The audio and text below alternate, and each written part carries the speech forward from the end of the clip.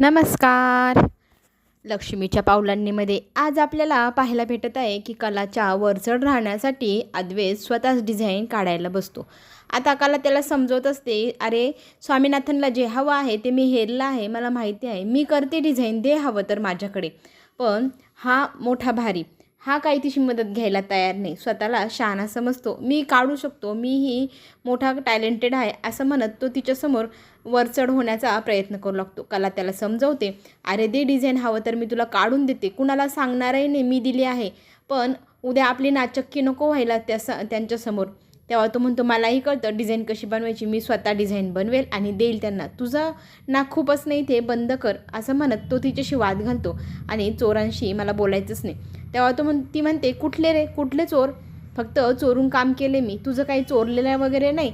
एवढा ॲटिट्यूड तर एखाद्या चोरालाही कोणी देत नाही, तू मला किती टोचून टोचून बोलतोय, मी माझी चूक मान्य केली, मी गुपचूप काम केलं म्हणून, एवढंही कोणाला टॉर्चर नसतं करायचं. पण हा अद्वैत फारच तिला टोचून टोचून बोलतो. तो म्हणतो, तू तुझं काम कर, मी माझं करतोय ना, जा बरं जाऊन झोप, असं म्हणत तिच्याशी टाळाटाळ करत बोलत असतो.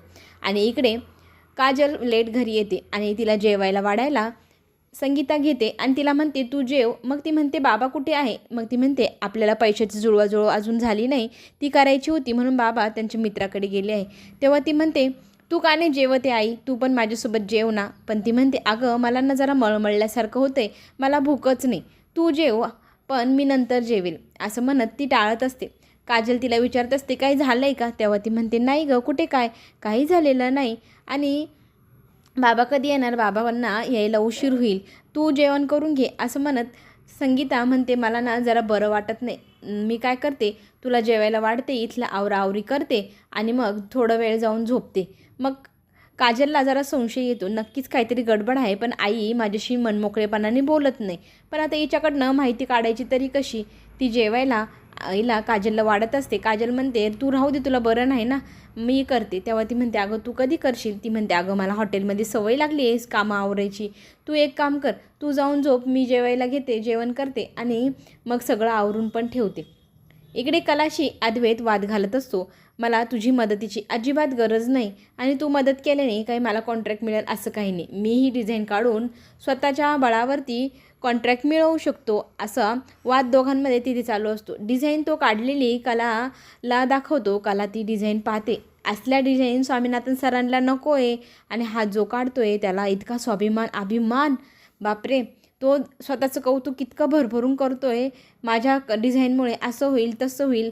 मग कला त्या सगळ्या डिझाईन पाहते, आता याला काही सांगितलं तर याला वाईट वाटेल, मग ती तिच्या जागेवर जाऊन बघत असते, अरे आता काय होईल उद्या, म्हणून तिला टेन्शन पण आलेलं असतं. पण आता याच्याशी वाद घालेल कोण, हा किती स्वाभिमानी आहे, स्वतःला इतका ग्रेट समजतो, ठीक आहे कर तुझ्या डिझाईन, असं म्हणत ती झोपायला निघून जाते. इकडे थोड्या वेळाने काजल तिच्या आईकडे येते, तिच्या आईशी बोलण्याचा प्रयत्न करते. आई म्हणते, काय झालं गं, तुला काही हवं आहे का? तेव्हा ती म्हणते, माझं पोटच भरलं नाही, मला खूपच भूक लागलेली आहे, काय करू? संगीता म्हणते, तुझ्यासाठी मी देऊ का काहीतरी करून, सांग बरं तुला काय हवं आहे? तेव्हा काजल म्हणते, माझ्यासोबत चल बरं, माझ्या पोटात इतका मोठा खड्डा पडला आहे, त्याचं काहीही सोल्युशन भेटून नाही राहिलं, तू सोबत आली की लगेच काहीतरी सोल्युशन मिळेल. ती ना तिच्या आईला किचनमध्ये घेऊन येते, टेबलवरती जेवायचं एक ताट ठेवलेलं असतं त्याच्यासमोर बसवते आणि तिला म्हणते, तू जेवलेली नाही मला माहिती आहे आणि माझ्याशी खोटंही बोलत आहे, खरं काय आहे मला सांगशील का? तिची आई म्हणते, अगं काही नाही. तेव्हा ती म्हणते, मी सगळी भांडी खोलून पाहिली, कशातही स्वयंपाक उरलेला नव्हता, म्हणजे फक्त मला जेवायला मिळावं म्हणून तू तुझं पोट मारत होती, भूक मारत होती, तू ग्लासभर पाणी पिलं आणि जाऊन झोपली, मला एक शब्दाने खरं सांगितलं नाही काय झालं आहे ते. तेव्हा संगीताला ती विचारू लागते, तुझ्यासमोर जर कला असती तर कलासमोर तू असं लपवलं असतं? कला ताई एवढी ग्रेट मी अजिबातच नाही, पण मी सांभाळू शकते तुम्हाला, एवढी मी खंबीर आहे ना गं, मला सांगायचं तरी काय झालं आहे, माझ्यापासून सगळं तुम्ही लपवून ठेवतात, काय झालं आहे आत्ता तरी सांग ना. तेव्हा संगीता सांगते, घरात आता एक कणही उरलेला नाही, आपला कर्जाचं इतकं मोठं डोंगर, पैशाची जुळवाजुळव, हप्ता भरायचा आणि हे सगळं कसं करावं म्हणून काही सुचेना. बाबा रात्रीचे कामावरती गेले आहे, थोडे पैसे मिळाले तर काहीतरी उद्याचं सोय तरी होईल. आणि कलासमोर आपण असं नाही दाखवू शकणार ना की आपली काय परिस्थिती आहे. आता तू सांग मी काय करू. तेव्हा काजल म्हणते, हे बघ मी आहे ना, मी काहीतरी केलं असतं, कुणाकडनं तरी उधारी आणली असती, किराणा आणला असता. पण ती म्हणते नको, आधीच आपली इतके वाईट दिवस, त्याच्यात तुझी आलेला पगारही त्या पैशांमध्ये लावला आहे, तोही कमी पडला गं.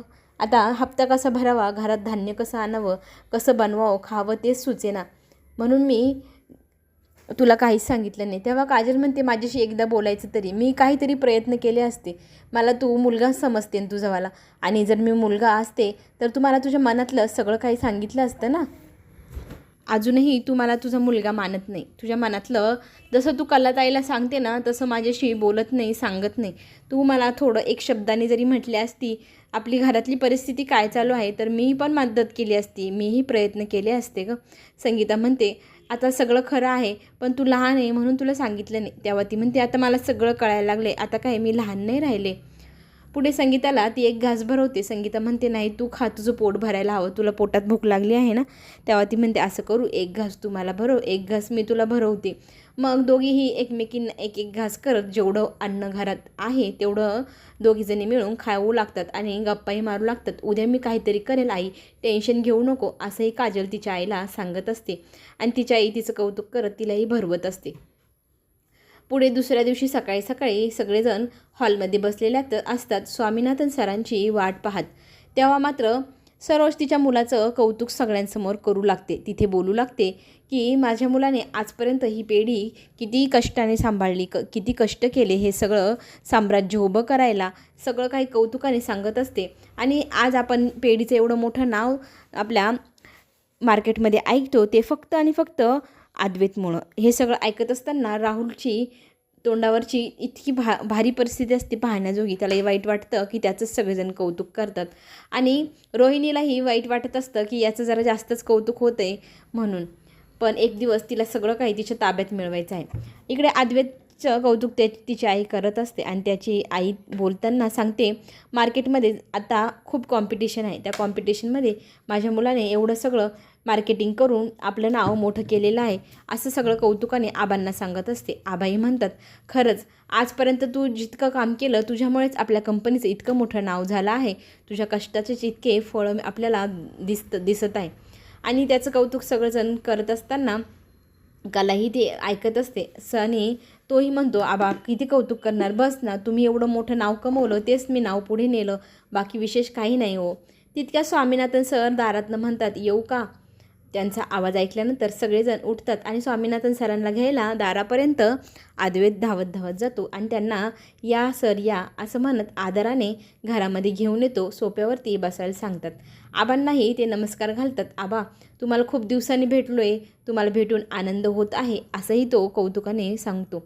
पुढे आपल्याला असंही पाहायला मिळेल की सगळेजण उभे असतात, गप्पा मारत असतात. कला त्यांच्यासाठी चहा कॉफी पाणी सगळं पाहण्यासाठी जाते किचनमध्ये.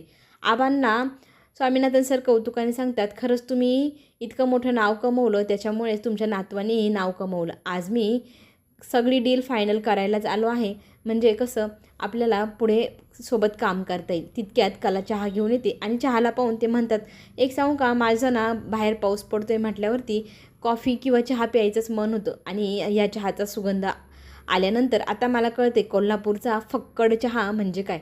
या वासानेच इतकं भारी वाटते, पिल्यानंतर आणखी भारी वाटेल.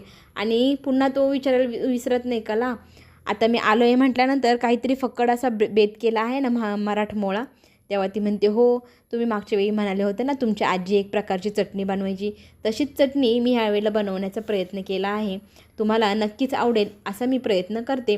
मग ते म्हणतात कौतुकाने, ठीक आहे, म्हणजे आज आपल्याला जेवायलाही मज्जाच येणार, एक प्रकारे आनंदाचाच दिवस समजा. आज आपलं कॉन्ट्रॅक्टही होणार, सोबत जेवणही होणार. मग अद्वैतला ते म्हणतात, दाखव चला पुढच्या डिझाईन पाहून घेऊ. मग एक एक एक एक करत सगळ्या डिझाईन अद्वैत त्यांना दाखवू लागतो.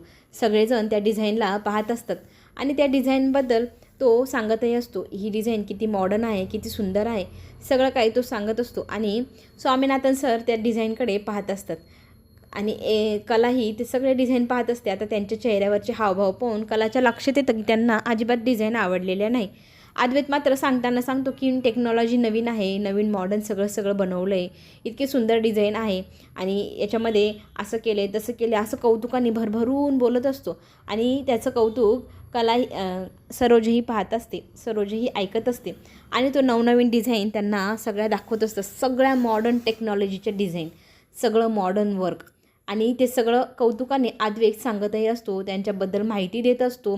ती सगळी माहिती ऐकल्यानंतर स्वामीनाथन सर पाहतात आणि त्यांना एकही डिझाईन आवडली नाही. ते अद्वैतला थेट एक प्रश्न विचारतात, अद्वैत तू तुझी डिझायनर बदलली का? मला ह्या एकही डिझाईन आवडले नाही, ह्या सगळ्या डिझाईन सुंदर आहे आणि सोबर आहे, पण मला ह्या नको आहे, मला जुन्या डिझाईन हवे ज्यांना नाविन्य पूर्ण रूप मिळतं. मी तुझ्या डिझायनरला एक जरी बीफ दिली ना तर त्या डिझायनरला लगेच कळायचं मला काय हवं आहे. मग ती डिझायनर तिची एकदम मनापासून ती डिझाईन बनवायची, तिची कला त्याच्यात सादर करायची. ह्या डिझाईनमध्ये मला कला दिसत नाही. कला कुठे गेली तुझी डिझायनर का बदलली? तुला माहिती होतं ना मला काय हवं आहे, तरीही तू तुझी डिझायनर बदलली. आता इकडे मात्र कलाची कॉलर टाईट झाली. कलाला जे माहिती होतं तेच घडलं. स्वामीनाथन सरांना डिझाईन आवडल्या नाही. प्रत्येकजण त्यांना समजवत असतं. सरोजही मध्ये मध्ये बोलते की ह्या सगळ्या डिझाईन माझ्या मुलाने नवीन डिझायनरकडनं बनवल्या, मॉडर्न आहे, असं आहे तसं आहे, अमुक आहे तमुक आहे. पण आता स्वामीनाथन सर ऐकायला तयार नाही. ते त्यांना थेटच सांगतात, हो तुम्ही जे सगळं सांगताय ते खरंच मॉडर्न आहे. अगदी बाजारात नकली डिझाईनसुद्धा अशा मिळतात ज्या इतक्या सोबर आणि सुंदर असतात, पण मला हे नको आहे. मला जे हवं होतं ते डिझायनरला कळलं होतं.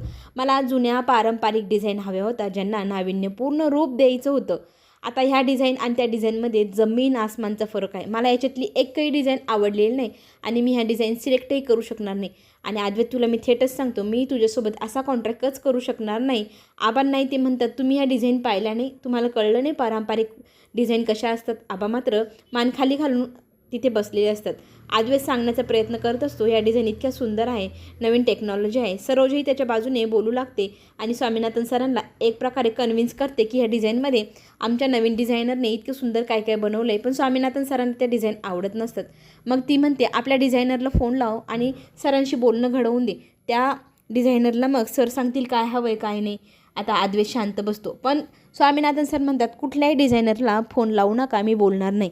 मला जर ती जुनी डिझायनरच काम करणार असेल तरच तुमच्याशी कॉन्ट्रॅक्ट करायचं आहे आणि जर ती डिझायनर नसेल तर मला इंटरेस्ट अजिबातच नाही तुमच्यासोबत काम करण्याचा. मी तुम्हाला थेट आणि तोंडावर सांगतो, मी तुमच्याशी कॉन्ट्रॅक्टच करणार नाही जर ती डिझायनर ह्या आपल्या प्रोजेक्टमध्ये नसेल तर. आबांनाही ते प्रश्न करतात तुम्हाला काय वाटतं ह्या डिझाईनबद्दल. अद्वैत मात्र मान खाली घालून तिथे बसलेला असतो. आता एवढं सगळ्यांचं बोलणं ऐकल्यानंतर आबा म्हणतात तुम्ही जे बोलताय ते मला पटतंय आणि समजत पण आहे, पण माझ्या नातवाने खूप मेहनत केली आहे, त्याला ना एक संधी द्या. तुम्ही जे सगळं सांगत आहे ना त्या सगळ्या गोष्टी तो पुन्हा तुम्हाला करून दाखवेल आणि तुम्ही त्याला एक संधी द्यावी. म्हणून त्यांच्यासमोर हात जोडून आबा त्यांच्याकडे रिक्वेस्ट करत असतात. आणि स्वामीनाथन सरांना अद्वैतही सांगतो एक संधी हवी आहे, मी वाटलं तर पुन्हा सगळं बनवतो आणि उद्या तुम्हाला दाखवतो. आणि स्वामीनाथन सर मग आबांची जी काही रिक्वेस्ट आहे ती ऐकतात आणि ते सांगतात माझ्यासमोर हात जोडू नका, तुम्ही फार मोठे आहात, तुमच्या नातवामध्ये गुण आहे मला माहिती आहे, मी त्याला एक संधी देतो, फक्त 24 तास. मला 24 तासात नवीन डिझाईन पाहिजे आणि त्या बघितल्यानंतर मी पुढे काय करायचं ठरवेल. आबांनी त्यांच्याकडनं संधी मागितली, त्यांनी ती संधी दिलीही आणि अद्वैतला ते पुन्हा आठवणीने सांगतात हे बघ त्या डिझायनरकडनं मला जशा हव्या तशाच डिझाईन हव्या, नाहीतर मी इथून पुढे कुठल्याही प्रकारचा कॉन्ट्रॅक्ट काहीही तुमच्यासोबत करणार नाही म्हणजे नाही. अद्वैत त्यांची माफी मागतो आणि पुढे तुम्हाला जी डिझाईन हवी तीच मी तुम्हाला आणून देतो असंही सांगतो. मग स्वामीनाथन सर आता न जेवताच जायचं ठरवतात. ते म्हणतात मी निघतो, मला उशीर होत आहे, माझा मूडच खराब झाला आहे. तेव्हा कला मात्र किचनमधून जाते, पटकन डबा भरून त्यांच्याकडे आणते, त्यांना सांगते याच्यात पुरणपोळ्या आणि तुम्हाला हवी तशी चटणी केली आहे, तुम्ही ती नक्की घरी गेल्यावर खा. मग ते स्वामीनाथन सर निघून जातात. सरोजही मात्र तावातावाने कलाकडे मोठी मोठी डोळे करून पाहत निघून जाते. आबाही देवाकडे प्रार्थना करतात, देवी आई काहीतरी चमत्कार घडव ग असं म्हणत तेही कुठल्याही प्रकारचा अद्वैतला सल्ला न देता निघून जातात. आता अद्वैत काय करायचं ठरवतो, तो कलाकडे पाहतो. कलाची कॉलर मात्र टाईट. आता तो स्वतःहून जोपर्यंत मला सांगत नाही तोपर्यंत मीही भाव खाणार असं म्हणत कला झोपते. सरोज मात्र रोहिणीशी बोलत असते. रोहिणी म्हणते मला वाटते आबांना हे सगळं माहीत होतं. आबांनीच स्वामीनाथन सरांना सांगितलं आणि स्वामीनाथन सर तसंच बोलले. हा आबांचा प्लॅन असावा त्या मुलीने करून घेतलेला. अशी एक वेगळीच खेळी तिने सरोजच्या मनात घातली. आता अद्वैत तिच्याशी माफी मागून तिला काम करशील का म्हणून असं विचारतो. पुढे जे काय होईल ते पाहणं रंजक ठरणार. त्याच्यासाठी आपण पुन्हा भेटू. चॅनलला नक्की सबस्क्राईब करा. नवनवीन व्हिडिओ तुमच्यापर्यंत लवकर पोहोचेल.